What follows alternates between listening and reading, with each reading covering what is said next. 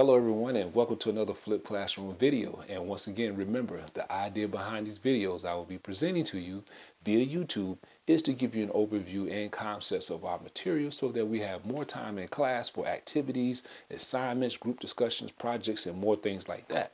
So make sure you take notes and pay close attention. If you have any questions or concerns, bring them to class for clarification and discussion. Please keep in mind that anything that's discussed in these videos, you will see them again on a test or a quiz. So feel free to watch these videos as many times as you need. Hello, my name is William Graham, and today I want to talk to you about the millennial student and classroom.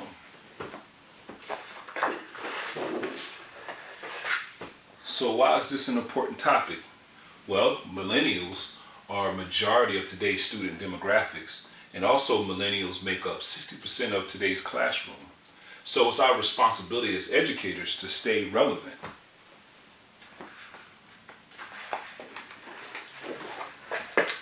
Who are millennials? Well, they're broken up in two groups. Group 1 is born in 1984. They're considered Generation Y. And then we have Group 2, which is born after 2000, and they're categorized as Generation Z. They will be the first college students of this century. Also, they have been known to have quite a bit of personality as well. And so now that we know who the millennials are, now we want to be familiar with some of their characteristics as an educator. So what I did was I put the top 3 characteristics that I think that you might want to become familiar with when dealing with millennial students in the classroom. I broke it up in 2 areas, socially and also academic. And so starting off with the social side. 1, they're considered to be sheltered. They was highly protected growing up. They was treated as special and important while growing up as well. 2, they're considered to be tolerant, more diverse. They are generally accepting of lifestyles and racial and ethnic differences. And 3, they're considered to be the digital natives, have always had a computer and cell phone. Their speed of adaptation is astonishing. Also, considering falling under social, you will see here that these millennials had always been connected with technology. So it has gave them another name, also known as the new tribalism, where they're connected 24/7 due to social media. Also, they have an expanded circle of friends, and they have a dependence on family and others. So that's social. Now, academic. They have high performance expectations. They can be motivated to work hard to achieve.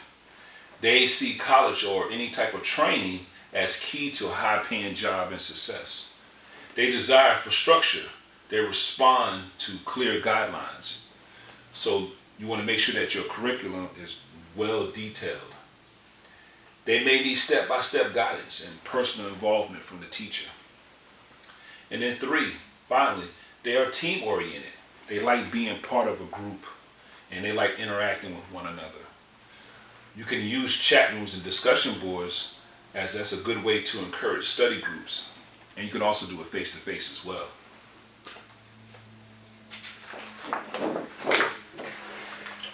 So some expectations, or some may consider some challenges. Concerns for the teacher. Research have shown that students have experienced grade inflation. They're not accustomed to having their work criticized. Their expectations that they believe attendance is sufficient, which I find very interesting.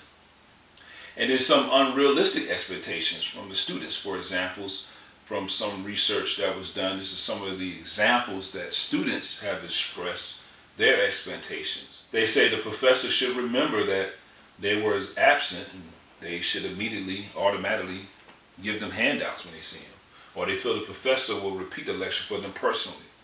They also may feel that it's okay to sleep or Facebook during class. So, as we know in our profession, in this industry as a career educator, we realize that our focus on our objective, when we look at these expectations, is to make sure that we guide our students to change their mindset to lead from being dependent to becoming more independent. as we know that's the only way to be successful in our professions. So, what millennials want from their instructors? Clarity and organization. They want to see a command of knowledge from their instructor. They also want to see a caring attitude. They like to be challenged. They like for a class to be spontaneous.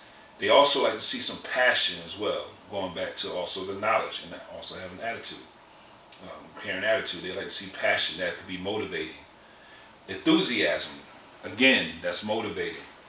Acknowledgement, a sense of humor, and students like to be involved in their learning. They like to be part of the learning process. So how do we engage millennial students? Well, the use of technology, mobile devices. I know a lot of traditional classrooms shy away from that, but you can use smartphones for different apps and create response systems. Examples of like Quizlet is a great app to use. You also have YouTube that got great information out there. You also have social media.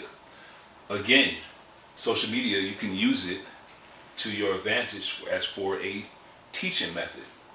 You also want to make sure that you're relevant. You want to make sure that you're connected with today's culture. Again, to help with social media and technology, it's easy to stay relevant. So you have different, again, platforms out there from Facebook to Instagram to help you stay relevant. Also, rational. Millennials were raised non-authoritarian, so they need explanation for policies and assignments. Also, they're considered to be relaxed. They like the less formal learning environment. They like the interactions with instructors and peers. They like a laid-back environment. Rapport is important. Since they're so used to attention of adults being sheltered, they appreciate the instructor taking interest in them on a personal level. And then finally, they like research-based methods. Millennials prefer a variety of active learning methods. Again, they like to be involved in their learning process. So, what will work in your course? Active learning. Again, they like to be involved in their learning process. Increasing multimedia, using response systems like clickers. You have hybrid and blended learning, which is very popular. Also, case studies and service learning, again, giving them opportunity to take part in their learning process. And finally, the flipped class and learning method. And if you're actually watching this particular recording, this particular lecture, you are actually being flipped now. So you may ask yourself, what is a flip? I got another video for you. Stay tuned. The Flipped Classroom by William Graham. So what is the flipped classroom, and why would I be interested? Maybe why I may not be interested. And if I am interested, how would I flip a classroom? First, what is a flipped classroom? The flipped classroom is a teaching model in which the typical direct lecture and homework elements of a course are reversed. Short video lectures are viewed by students at home before the session. So, the in-class time is devoted to guiding students as they apply concepts, ask questions, and engage creatively in the subject by exercises, projects, and discussions.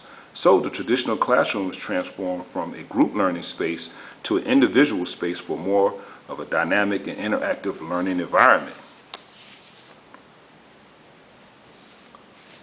So why would I be interested? Well, research has shown that adult learners thrive in the interactive classroom setting. Also, you may find that it will help increase student engagement as well as attendance. It's also an opportunity for students to develop vital skills needed in the 21st century, including critical thinking, creativity, communication, and collaboration. And finally, it gives the instructors an opportunity to work one-on-one and assist and guide and inspire students.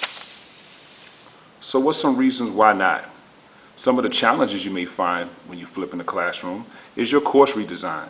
You may have already been used to doing a traditional setting, and you may find that going into the more interactive setting or environment may be a challenge for you. Also, a workload. It's also been known that initially it may require a heavy workload in the beginning, but it eventually tapers off. Then we have the student buy-in. Students have been used to the traditional setting all their academia career, so now you're actually introducing them to something new, so you may find a little resistance from the students initially. And then also student evaluation. We're not only responsible for introducing new material, but we also need to make sure that we're overseeing and making sure that we are reinforcing the information properly as well. So you have now weighed your options and you decide you want to give the flipping, learning, and classroom an opportunity. So how would you do it? How would I implement it? First, we start off using the acronym EFA. So our E is for explore. The instructor introduces the lesson through a video, a document, a photo, a story, or a scenario, artwork, or other accounts. Then we're actually going to then flip. The instructor prepares the background information for the out-of-class presentation that will assist the students with ideas and solutions. The instructor provides support such as guided questions, key vocabulary, and webcam with techniques and a correct pronunciation. Students watch the pre-recorded lessons videos at their own time, pausing, rewinding, and preparing responses to the guide questions. Then finally, apply. Class time is used to review and expand upon original material presented in the explore phase and continue on to the other related content and skills. Students work together on activities designed to apply and practice content and techniques. The instructor observes students, provides feedback, conducts informal assessment. So are you interested in flipping your class? Well, here's some great resources you can take a look, and good luck.